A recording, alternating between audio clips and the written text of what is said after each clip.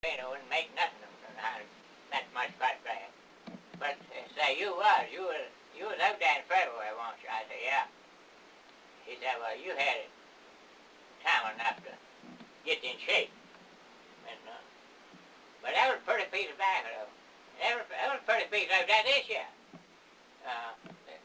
The colliers had about 2 acres in that same piece this year. And that was a good piece of tobacco.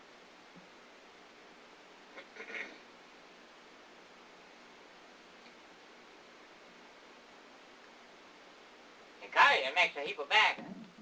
I bet you they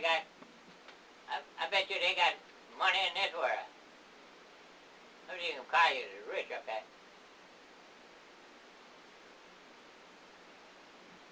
They ain't never done no heavy work except, but they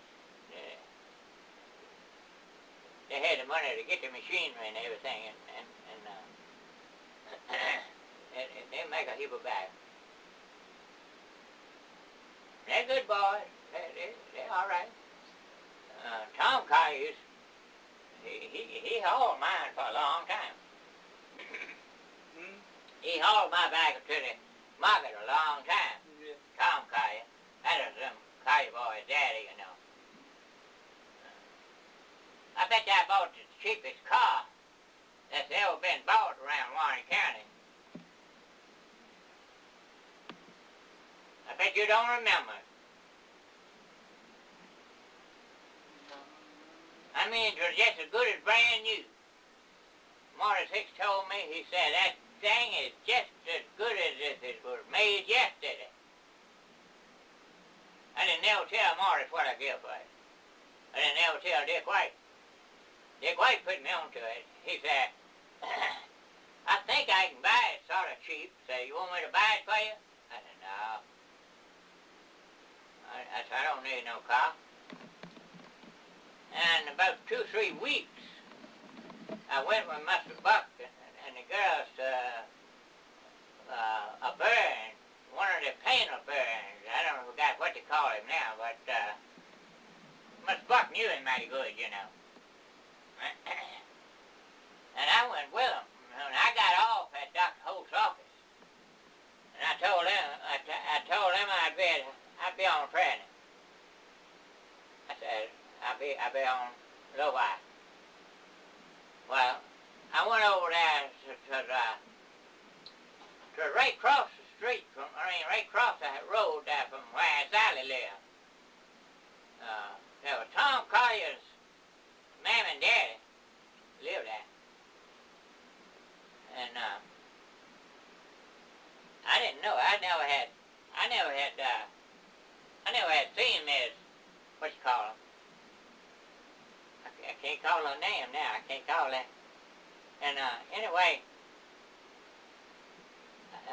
I said, well, I'd like to see that Ford you got. She said, okay. She had done a nice shed and everything. I said, what do you want for that car?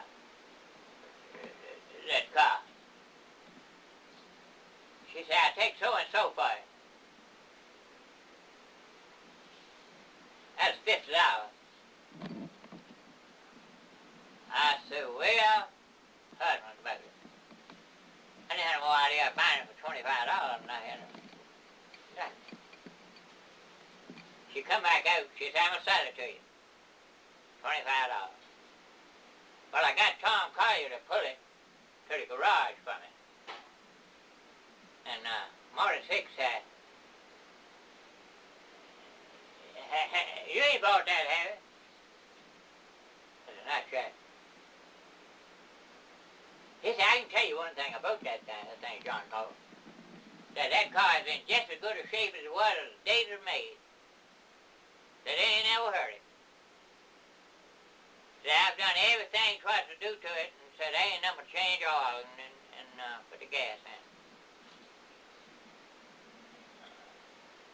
And I run that thing several years. And it didn't ever give me no trouble. I run to Raleigh Fair twice. Went to Fair in Petersburg one year. Drove it anywhere in the world. If I wanted to drive to end of the world. I just soon have it down I was seeing. And I bet you ain't nobody ever bought one as cheap as that, worth what that was. That was just, folks wouldn't believe it. I mean,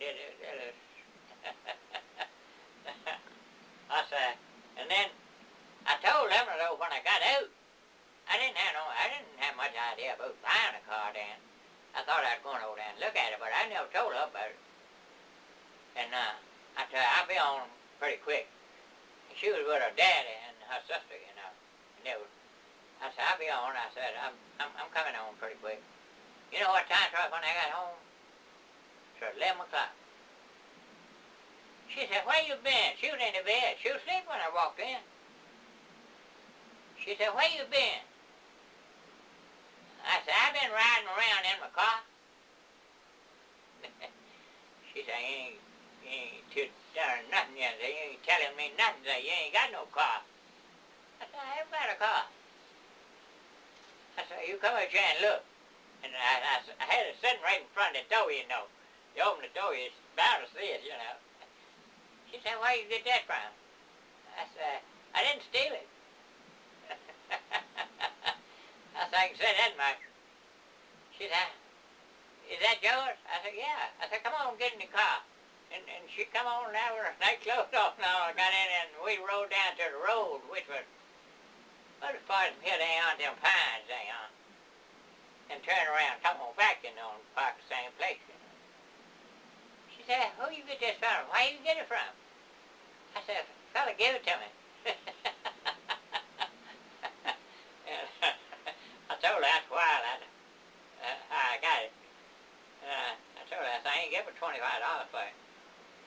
And I said, Marty, 6, that's just as good as one just come out of the shop, just been made. And he stuck to it. And Roy Pearson, he was my first cousin. The next day, that was on a Friday, I reckon, or Wednesday, I don't know which way it was. Anyway, I drove it down to Wise on Saturday morning. And I got up with Roy. He run a stove. Roy said, John, what do you take for that car? I said, I don't know, Roy. $78,000, I reckon that's worth it, I reckon.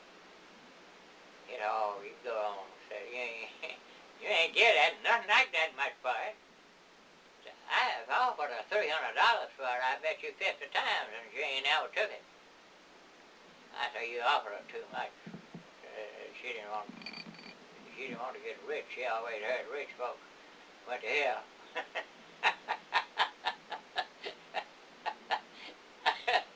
And I never did tell Roy what I gave for it. That's the truth. I never told him. Dick knew. Now, Dick wanted to buy it and send it to me on a bargain, you know. And I bet you Dick couldn't have got it for $25, though. Save his life. He said, you want me to buy it for you? I said, don't buy it for me. I said, buy it for yourself if you want it. I never seen it. I never seen her. And she lived right in front, close from here, that road to my aunt. But I never did know her. And my aunt had a great big house there, and that thing burned out after a while. I mean,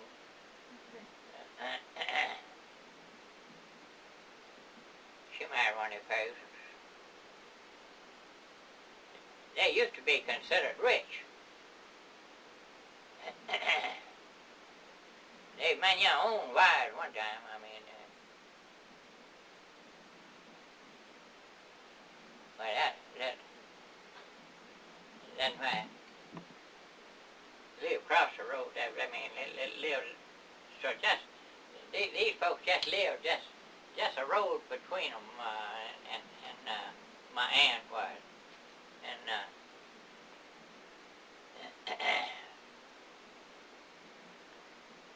but I never buy another one as cheap as that, and that thing right now would be antique, and in as good a shape as it was. That thing brings down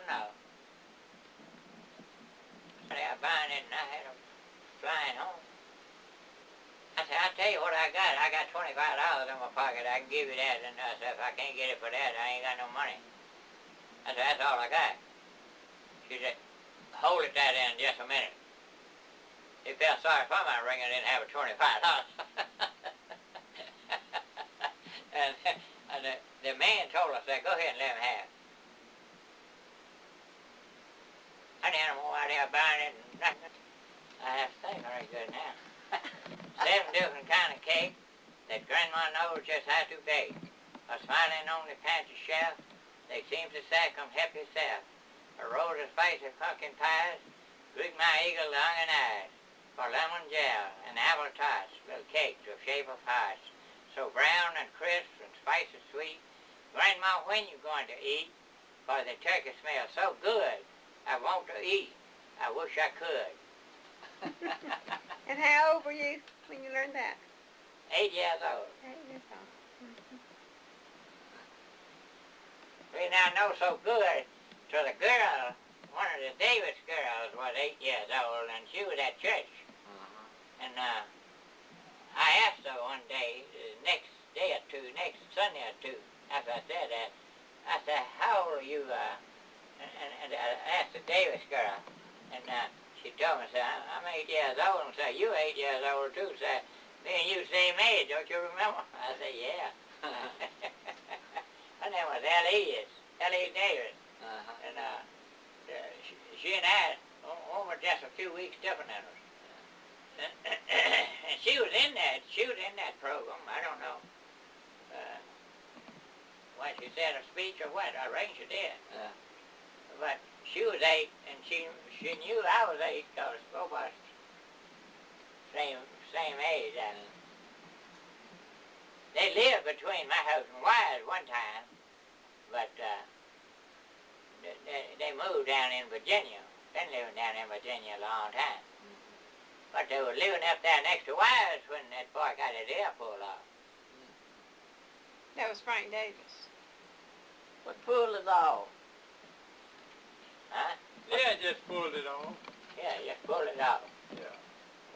What, he just pulled it off himself? It fell down by a nail, and the nail was nailed to the house. Oh.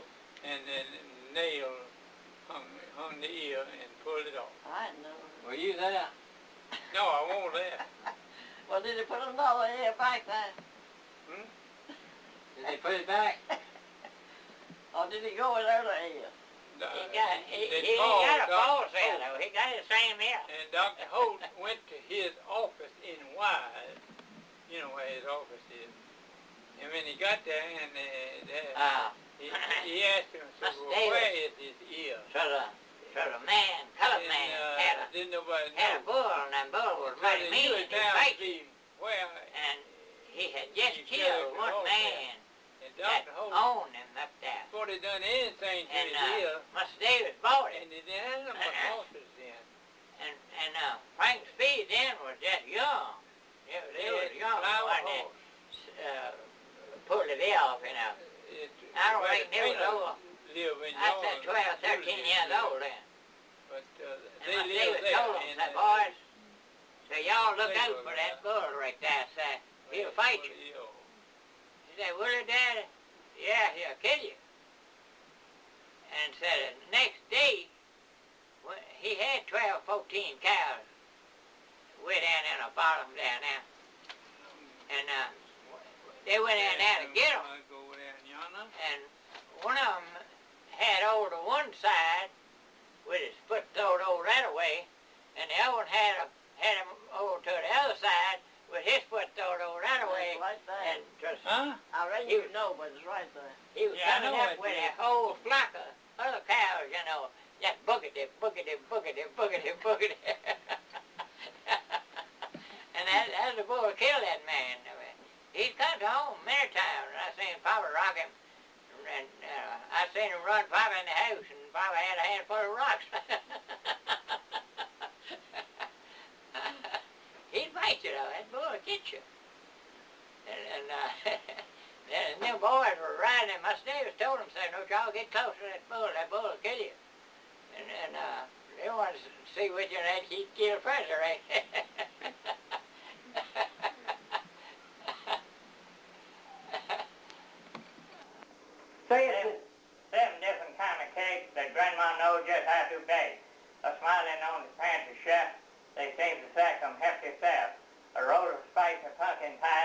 Greet my eager-longing eyes for lemon jell and apple tarts, little cakes of shape of heart, so brown and crisp and spicy sweet. Grandma, when we gonna eat? For the turkey smells so good, I want to eat. I wish I could. When did you learn that? When I was 8 years old. You learned it when you was 8 years old. And how old are you now? And how old are you now? So what? I'm 100 and... No, 100